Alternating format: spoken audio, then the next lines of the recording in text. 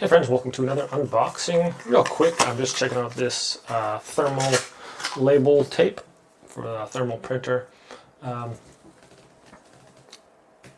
These are they're 40 by 30 millimeters, and this roll, I'm not sure how many it has in there, 230 labels actually on there, and they have the just peel and stick. So basically, if you have like a little thermal printer like this, the Polono one, it's going to be able to print out pretty sweet little pictures. Like this are AI generated ones that I have on the app.